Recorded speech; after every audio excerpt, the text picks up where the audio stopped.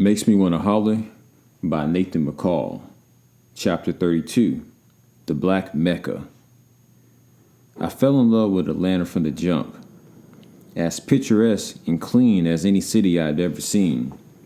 It seemed to authenticate the glitzy images promoted in Ebony and Black Enterprise magazines. Long limos cruise along Peachtree Street downtown. Tall, gleaming buildings adorn the city skyline, and couples stroll through lush green parks tucked into quaint courtyards here and there amid the skyscrapers. The southern charmist feel and ultra-modern aura of the place combined to make Atlanta seem like the serious joint. If you believe the tales floating among African Americans, Atlanta was the Black Mecca, a place of boundless prosperity where jobs for blacks fell from the sky like manna from heaven. All you had to do was show up, and some proud buppy would welcome you at the city's gates, whisk you away in a BMW, and drop you at the door to a well-paying, prestigious corporate gig. In those initial months, it looked to me like everybody in Atlanta was living large. Walking down Marietta Street toward the Atlanta Journal-Constitution building, I saw well-heeled, bustling crowds of African Americans, scores of wonderful black faces, walking hurriedly like they were going places. I'd never seen so many bloods dressed in business suits during working hours. In Portsmouth, most blacks downtown during the workday were clerical employees, city workers, or citizens plotting to City Hall to pay their water bills or going to court to face the man. Black men wore suits on Sundays or weekdays after 6 p.m. when they go home and shed blue-collar work clothes for nightlife duds.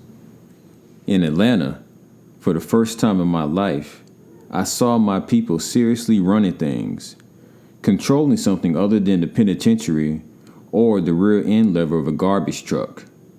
For starters, blacks, who comprised a majority in the city proper, dominated the local political establishment. The mayor was black, as were most of the 19 members of the Atlanta City Council. Likewise, the Fulton County Commissioner, the Atlanta Fire Chief, and the Public Safety Commissioner were all African Americans. The black folks in Atlanta seemed more assertive and self-assured than the ones at home.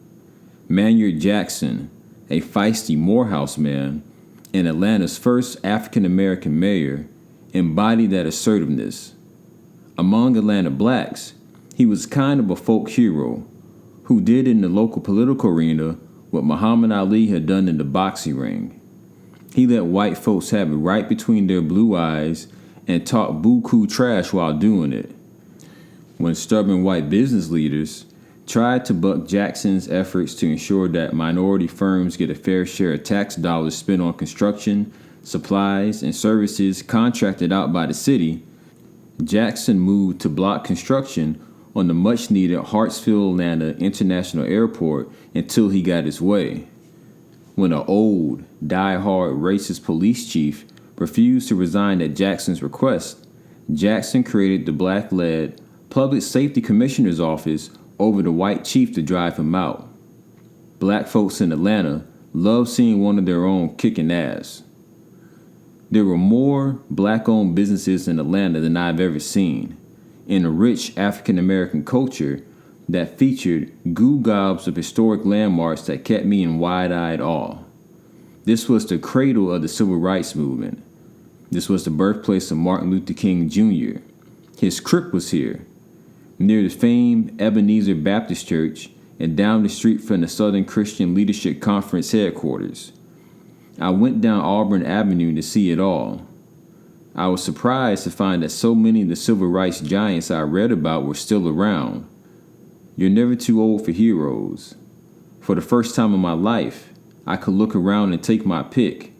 Andrew Young, Julian Bond, Hosea Williams, John Lewis, the Reverend Joseph Lowry, and Coretta Scott King, to name a few. Soon I would meet and write about them all and learn that they had problems and shortcomings like everybody else. I had friends in Atlanta too. Several old schoolmates from Cavalier Manor had lived there a few years before I arrived.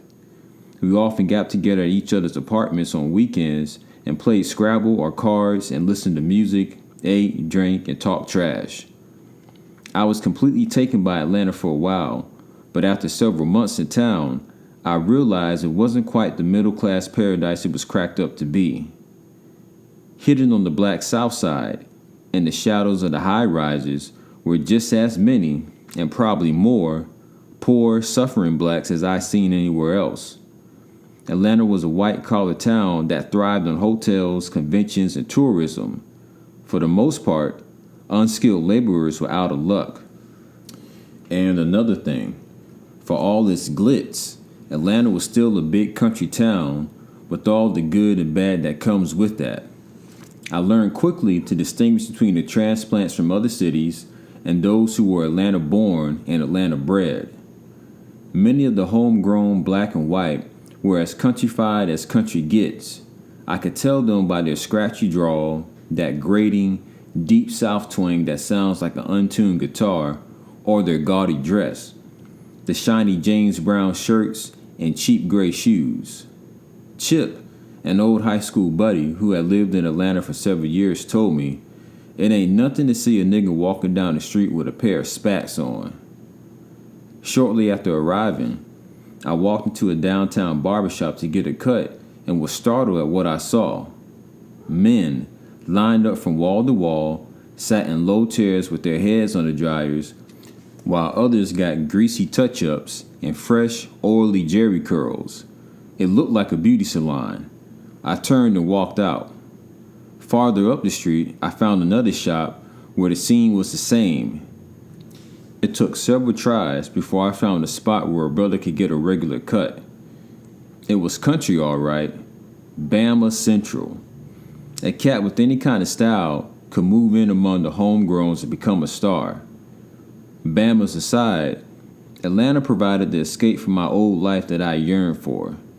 Here I could start fresh with people who didn't know me from Adam, whose impression of me was shaped by the present day, not from some wild thing I'd done the decade before.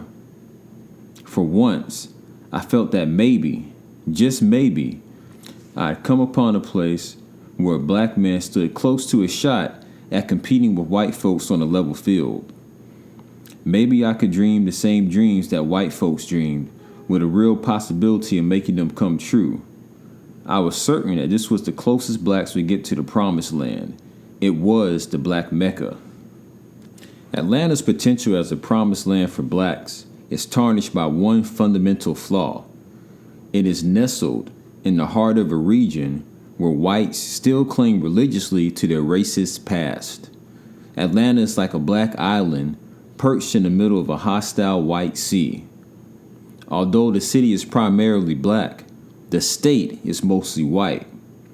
Once outside the city, you can feel the seething resentment oozing from those crackers if they think you're from Atlanta, that uppity nigger town. I come from the South too, but Georgia is different. It is the serious bastion of beer drinking, flag waving, pickup driving, car carrying nigger haters. Dig this. As late as a few years ago, a Confederate flag hung prominently from the state capitol. The Ku Klux Klan was still very active and often held rallies in Stone Mountain just outside of Atlanta. Shortly after I got there, whites held a nationally publicized march in Forsyth County, not far from Atlanta, to protest the influx of blacks into that overwhelmingly white county. It was hard to believe this was the 1980s. Some of my news assignments showed me that going 10 miles in any direction outside of Atlanta city limits was like going back in time 100 years. On one of my first assignments, I was sent to a county fair to cover a watermelon eating contest. That's right, a contest to see who could eat the most watermelon in the designated time. Of course, it set off alarms inside my head. Ever since I first gone into the system, I had remained seriously defensive about white folks' stereotypes of blacks, and I made sure that I did nothing that enabled them to typecast me. Knowing how much they enjoyed seeing black folks dance, I refused to dance whenever I went to a party where there were whites around. If I went to lunch to interview a white person for a story, I never ordered chicken or other foods that they associate with blacks. Now here I was on hand for a damn watermelon eating contest. Standing in the middle of a crowd of mostly white farmers, I shook my head and wondered what the hell is going on. Minutes before the contest got underway, 3 young black boys, who appeared to be between 10 and 12, worked their way to the front of the crowd. I looked at them and got nervous, hoping like hell that they weren't there to compete. The boys stepped forward and signed up along with the 15 or so whites there to try for the prize. I scanned the crowd and saw the white farmers glancing at each other, grinning slyly as they looked at the black boys. I stood there with pen and pad in hand, praying to God to not let one of the black boys win. But my worst fears were confirmed. The boys entered the contest and turned it out. One guy in particular went through watermelon slices like a buzzsaw, knocking off big pieces like it was going out of style. He buried his face in the juicy stuff and never came up for air except to pick up a new slice. All the while I'm thinking, why me, Lord? Why do I have to see this shit? When time expired, that boy had polished off twice as many slices as the second place winner, who was also black. I felt nauseous. White people were laughing at the boys, and the announcer also seemed to be in on the private joke. He grabbed the winner's hand and thrust it skyward like a referee showboating a prize fighter. He shouted, "The winner!" The little black boy beamed proudly and accepted his prize, which I think was a new bicycle. All the white folks there clapped and grinned and looked at each other, winking to indicate they all understood the private joke. Nobody loves watermelon like niggers. I did my job, taking notes and gathering quotes, but I was furious. Mad as hell at the white folks secretly making fun of the boys, mad at those boys' parents for letting them come out there to make spectacles of themselves, and mad at the world for making me so racially sensitive that something so petty and innocent set me off. Still, there were other assignments that tested my tolerance. We got word in the newsroom that a black man had been beaten by Klansmen in a place called Tallapoosa, about an hour's drive west of Atlanta. The night editor sent me and a white reporter to go and investigate. When we got to the rural town late that night, it seemed desolate. It was a replica of the dusty, isolated towns I'd seen in cowboy pictures on TV. Had it not been for the cars on the streets, I would have sworn I'd gone back to the Wild West in the 1850s. Just like on television, the only establishment open at that time of night was a saloon. It was filled with rednecks, rough, leather-skinned cats in cowboy hats, boots, and wide belts. My partner, a guy named Greg Jones, took one peek inside and his eyes got as big as 2 Kennedy silver dollars. He stopped me in my tracks and said, "I think you better stay in the car while I go in." While sitting in the car, waiting for Greg to return, I thought, what if something happens? What an irony that would be. After all I've survived, the urban streets and prison, I come all this way to the backwoods of Georgia to get offed by the Klan. Life is wild. The strangest feeling overcame me, one that has repeated itself occasionally since that night. I wondered, what the hell am I doing here anyway? This reality seemed so remote from any that I'd known or expected to know. I felt totally out of place, like a priest in a crap game or a white man in a rent party. At times like this, the breadth of my experience, from the streets to the mainstream, would dawn on me as if for the first time, and I would feel like I was dreaming. It turned out the black man we'd been sent to investigate had been beaten for living with a white woman. I thought that sort of retaliation had gone out a long time ago.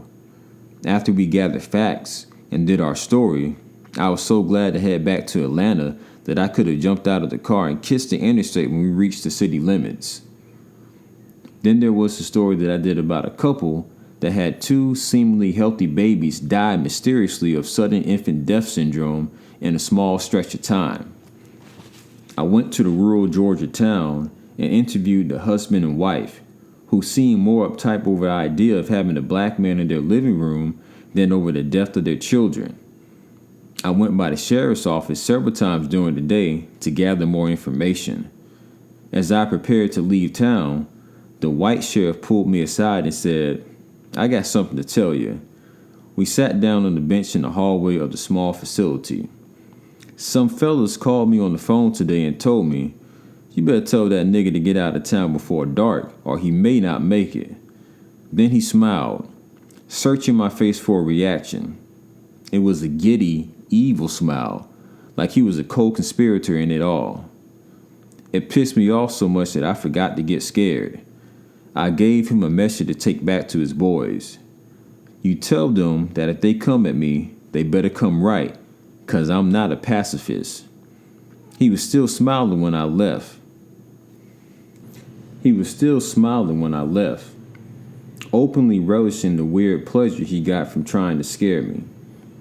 Driving home, I thought about Martin Luther King Jr. and the other civil rights types who had willingly faced hostile people in towns like that one. I gained a new level of respect for those pioneers' courage. I wouldn't have had the heart to follow King. Nothing in me would allow me to submit myself non-violently to the deadly abuse of Southern crackers.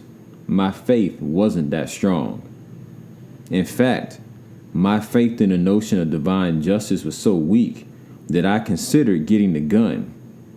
If I was going to be going to southern towns like that one, putting my life on the line, I'd rather be armed. I figured that I'd rather be in a position to bust a cap into the first cracker that came my way. Then I dismissed the gun idea as a potential setup for a disaster. If I got a gun, it wouldn't take much for me to use it, especially against some deep South Ophi with a hard-on for blacks. Then I end up right back in prison where I started.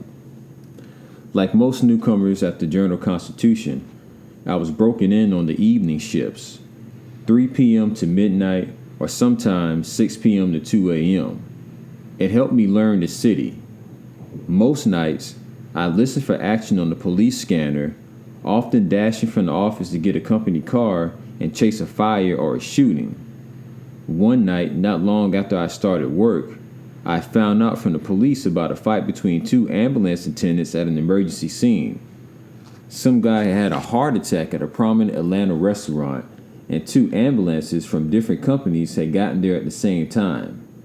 As the man lay dying, the ambulance drivers fought over who would take him to the hospital to be treated. Unlike in most jurisdictions, where ambulance services are city-run, Atlanta used privately owned firms, which charged emergency victims for transporting them to hospitals. Normally, when emergency calls came in, a county dispatcher rotated them so as to spread the business evenly among the various ambulance services.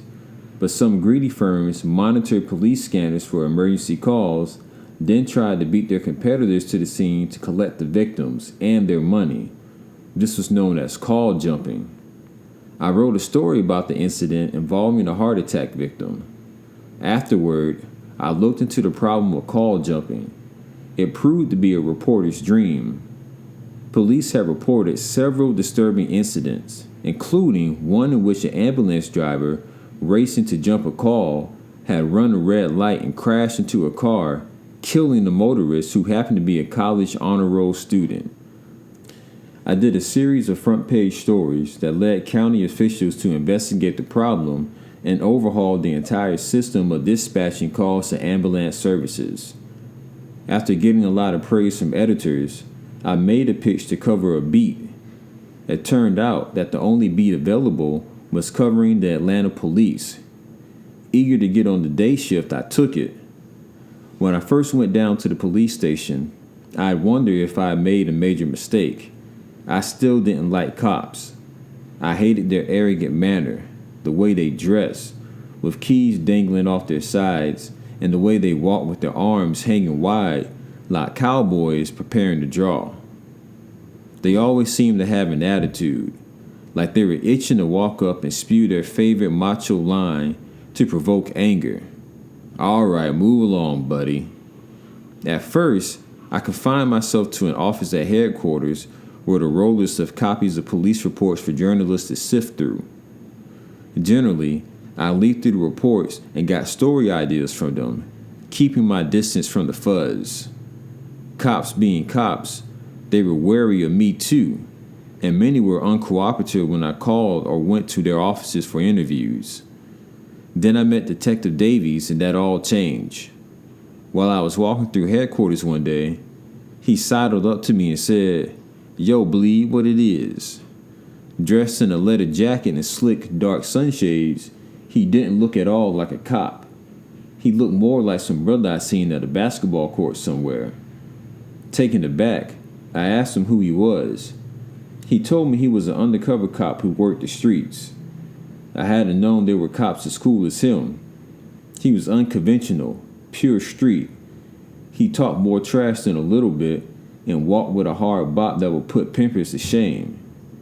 Every time I saw him, he'd slap me a hard five and say, "Yo, bleed." We hit it off from the start and hung out sometimes. He showed me the seedy parts of the city and turned me on to some good story tips. I often wondered when riding through the city with Davies what the fellas would think they could see me cruising through town in the front seat with a lawman. Davies introduced me to other cops, and I gradually loosened up around them. For the first time, I began to understand why a lot of cops had bad attitudes. Day in and day out, they deal with the worst on the human spectrum, and they are despised by a good number of the people they serve. It both amused and amazed me that I was covering cops. I walked around headquarters carrying my own little secret. None of them suspected I was once their mortal enemy. I often wondered what they would do if they knew my background and that I had once detested them and their kind so much that I fantasized about taking pot shots at them, guerrilla style. It was hard sometimes to separate myself from stories I wrote. Robberies, rapes, murders, drugs. I saw shades of my old life in all of that. And sometimes stories got to me. Like the time I beat the police to a crime scene only to find a dead cab driver slouched in his car with a bullet hole in his head. I stood there for a long time staring at that hole, thinking about the time I shot Plaz and the times I've been shot at. I felt blessed to be alive and living clean. Another time, I went to where a car had burst into flames on the interstate. When I walked up to the car, I saw a young boy sitting in the back seat, burnt to a crisp. On the floor beneath him was a lone sneaker, about the size of one Monroe would have worn. The image of that boy has never left me. Nowadays, when people ask how I'm doing, I flash a pained smile and say, "Fine, I'm doing just fine." I don't think I'm a convincing liar, but I think people believe me because by outer appearances, I should be doing fine.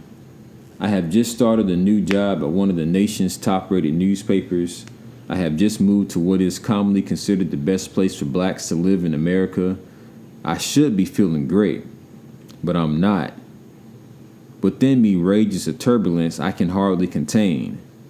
The source of my anxiety is a life yet unborn, a soul that has not breathed a single breath of this polluted air, and when it enters this world, will probably know a time when it wishes it had never seen the light of day. That probably seems a terrible view for an expectant father to hold. Perhaps if I had planned on having the child, I would not be so depressed. It was a decision made by the mother and executed with my naive cooperation. Now I find myself faced with the unpleasant decision of what to do, whether to remain in the household or move into my own place. The decision has not so much to do with her. It is the child that I am concerned about, a child that didn't ask to come into this chaotic, unhappy world. With one child already in California, thousands of miles away, how can I bring myself to separate from another? I am afraid that if I do, I will end up supporting the myth of the black stud who travels from household to household, fathering children and then deserting them. And if I stay, that too will be a compromise that I cannot live with. I cannot reconcile myself to live in a household for the sake of the children or anyone else. It was a dilemma, indeed one to which there are no easy answers. I will have to resolve it, intelligently, rationally, and soon. Early 1983. Work was going well, but it was just the opposite at home with Debbie. We seemed to get into a new argument every day. Before we left Tidewater, she had assured me that her former job would cover prenatal and birth expenses. Shortly after we got to Atlanta, she checked again to learn that that wasn't true. Also, she promised to find work until the baby was born. After we got to Atlanta, she rarely left her apartment to look for a job. She had no money to help with living expenses. She didn't even have a bank account. She said her former fiancé had messed up her finances so badly that she thought it best that she deal in cash. My savings dwindled, and more my attitude soured. I generally know how I feel about most things, but I was more ambivalent about that situation than about any in my life. Even as I was moving forward with plans for the baby's arrival, I felt torn. There was a part of me that wanted to accept the situation and make the best of it, and there was another part of me that hated it because I felt I was being manipulated. It just didn't feel right. Really, I didn't know how I was supposed to feel. All I knew was that it felt different than it had when Liz got pregnant. The difference was that I cared deeply about Liz and trusted her. Although I wasn't prepared for fatherhood when she got pregnant, there was at least an emotional connection with Liz that I could lock into. I liked Debbie, but beyond that, there was nothing compelling about the relationship, and I felt guilty sometimes about feeling that way. But Debbie acted like she was happy. She and her friends held a baby shower at the apartment. She constantly went shopping and came back with baby clothes, a crib, diapers, and other baby stuff, and she signed up for Lamaze classes. Reluctantly, I went. Sitting around in a circle with about 8 white, happy-faced couples, I felt strange, out of place. They were married, and I was single. They seemed happy and excited, and I was scared and depressed. They looked like they were in love, and I was nowhere near it. During breaks, the women gathered in tight circles and chattered, comparing experiences and talking about shit like whether they were going to have a C-section or whether they planned to breastfeed. The men talked about health plans, hospitalization, and stuff. I hated it when the instructor called on Debbie and me once to get inside the little hunky-dory circle and demonstrate a point she was trying to make about the partner's coaching role in helping ensure that the mother breathed properly. I felt like I was living a lie and that anybody who looked into my eyes could see it. I went to the Lamaze class once or twice and then decided that it was too strenuous pretending to be half of a happy, expectant couple. That wasn't the case, so why pretend? One day, when Debbie was getting dressed for another class, I told her, "I don't want to do this." She got pissed off and shouted her favorite complaint. "You're selfish. All you think about is what you want to do." I said, "What's wrong with me wanting what I want?" We went back and forth, repeating the same gripes that we shared before. That's how the arguments usually went. At times, Debbie seemed not to care a whole lot about whether I shared her enthusiasm about having a child. Her unbridled excitement sometimes bothered me. It was part of what made me suspicious of her. I thought she'd adjusted to the pregnancy much too quickly and eagerly for it to have been a mistake. I didn't want to think that about Debbie because she was such a nice person and seemed so genuine most of the time. But I couldn't help thinking sometimes that my pocket was being picked. I rebelled against her because of all that. Sometimes, on my days off, I'd leave the house and, without telling Debbie where I was going, take long drives and think about my predicament. I'd ride around the perimeter of the city or go and hang out with one of my homeboys. I stayed in touch with an old girlfriend from Tidewater and rendezvoused with her a few times at North Carolina Hotel at the midway point. I'd return the next day and find Debbie red-eyed and distraught from crying all night. I didn't want to be mean to her, but I couldn't stand surrendering control over a life that I had only recently learned to command. Debbie's family also played a big role in the discomfort I felt. They were real close. It was one of those families that if you got into an argument with one of them, all of them would jump in. On the one hand, I admired that closeness, but on the other, I thought it was dangerous. They had this blind, mutual loyalty that led them to fiercely stand by each other, right or wrong. I feared that Debbie wanted to use me to produce a carbon copy of the family she'd grown up in.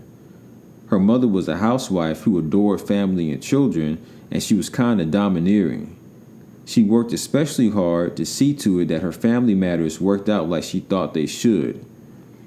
Debbie's mother and two sisters were always on the phone with her discussing preparations for the baby. I always got the feeling that they were the major players in this thing and that I was the secondary player. I suspected that both Debbie and her mother wanted me to be like Debbie's father, who was the strong, silent type. A construction subcontractor, he worked hard, brought home the pay, and kept his mouth shut. He was a nice man, intelligent, and gentle as could be. He didn't like conflict, didn't like to raise his voice. He was a go-along to get along kind of guy. Watching him during visits to our place in Atlanta, I understood where Debbie got her ideas about what a man should be. Seeing how she and her mother handled him, I understood why they came at me the way they did. Everybody has a price. I figured Debbie's father was the reason they got HBO. At their home in Norfolk, the mother and daughters would send him into the den, give him the remote control, and let him watch TV while they sat in the living room and made important decisions. Her family was such a strong presence in my affairs that I felt like I was being double banked all the time. They seemed intent on molding me to fit into their groove. No one came out and said it, but I got the impression that they thought my resistance was just temporary jitters that eventually I'd break down and get with the program. I got a good sense of what kind of family I was dealing with when Debbie's mother asked me on the phone one day, "What you all gonna name the baby, Nathan?" Jokingly, I said, "If it's a boy, we'll probably name him Hakeem or Muhammad." Before I could say just kidding, she exploded. "It don't make sense to name that child no African shit." I went off. "How you going to get mad at me for what I want to name my child?" It was clear to me that she expected us to give the child some acceptable European name. And it has always amazed me how some black people are so brainwashed that they fight to preserve a life and culture detrimental to their own mental health.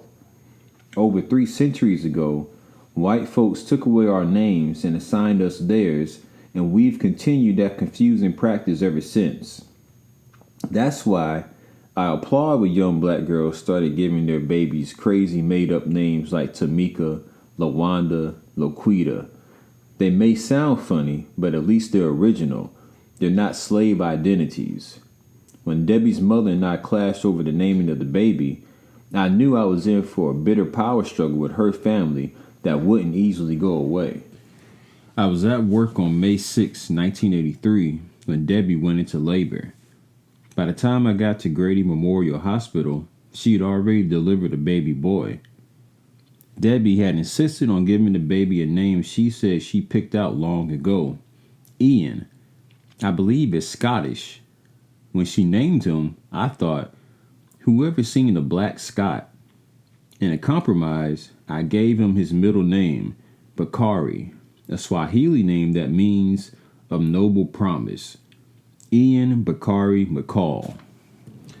I went to see Debbie briefly after delivery. then went to the infant ward to see my son. Standing there, I felt the same sense of loneliness that I felt a decade earlier when Monroe was born. I stood there and looked at Ian for a long time. Bald-headed and shriveled, he looked old. He lay there, helpless and no doubt alarmed. Watching him, I thought about the implications of bringing another black male into the world to be dogged by white folks. I knew there was no way Debbie could foresee what I saw in store for Ian. She saw only the joys of motherhood, baby food and nursery rhymes. I saw pain, job rejections and racial slights, self-doubt and maybe even self-hate. At one point, he squirmed and started crying. My heart sank. I wanted to cry too, as much for myself as for him. Okay, so we made it to the end of another chapter, and these are my initial thoughts. I know it's important for our self-esteem as a people and just working out some of those psychological traumas for us to see a city like Atlanta with black people running things, being professionals, being involved in all aspects of the city. Atlanta got its first black mayor, I believe, back in the 80s, and my family's from Savannah, and I guess we followed suit after that, but the first black mayor of Savannah didn't happen until 1996. And I think that's significant because, we get shown these images of white people being in control to where I think it does something to our psyche to that we don't consider the possibility that we can do that same thing. Especially if you're not well versed in history, you don't know that we ran the planet for billions of years. So I think it's good for us modern day people to be able to see that. It's also interesting to see what Atlanta has become to the culture. It's very different now than what it was in the 1980s. I think he even made a distinction about the people who were born and raised in Atlanta versus the people who transplanted there. Something else that stuck out to me in this chapter is this idea of being in the Deep South. Nathan McCall is from Virginia. That's where he spent most of his time growing up. But even he had some hesitation when coming to live in Georgia. Because like he said, outside of Atlanta, most of Georgia is white. It's a very country place. And it's a different type of country from what you're going to see in Virginia. I remember one time I knew a young woman who came to Savannah from New York. And she said that she was driving down and she was seeing all those trees. She got real sad because in her mind, she was just imagining all the black people who were lynched and hanging from those trees. So it's just something that, to take into consideration that when you're not raised in the South, that it can seem extremely terrifying to come down here. I think about myself personally, there's nothing that I want to see in Mississippi. There's nothing that I really want to see in Alabama. But, that's me thinking that, that part of the South is going to be so much different from what I'm used to in Georgia. When again, America is America. The South is different, but you move outside of these major cities and you'll see there's racist people all over the place. If you read the autobiography of Malcolm X, you'll see that his family caught a lot of hell up north as well. I'm not surprised at all at how things are going between Nathan and Debbie. That's what happens when you make a baby with somebody that you barely even know. I know we need to be extremely careful with who we make children because, the child is innocent and you're bringing someone down here into an environment that's going to be hectic. And it's also important to, get to know your mate's family before y'all become too invested because now he's dealing with the overbearing family. But you guys, let me know what you think. Did you have any experiences in Atlanta? What do you consider to be your black Mecca? And is that important for you to see black people in charge and running the city. Just a side note, one of my best experiences in life, when I was in high school, my mentor took a group of us up to D.C. for the Millions More movement. I think this might have been in 2006. This is something that the Nation of Islam put on. But traveling up there and seeing just that sea of black people and feeling that energy of just all of us being around one another, and it was just positive. It was no kind of stress. That helped cement in my mind, well, I'm definitely going to a HBCU because I want to be surrounded by this all the time. It's almost like when you go to a HBCU like Nathan McCall did, it's like you get a reprieve from what the rest of the world is going to be like, or what the real world is going to be like once you make it out into society. But, it must have been exciting in the 80s moving to Atlanta from any other place in the country where it didn't seem like black people were really running things. And then to look at what it slowly became, even how it just became like a cultural center for music and so many other things. Anyway, you guys let me know what you think in the comments. Peace.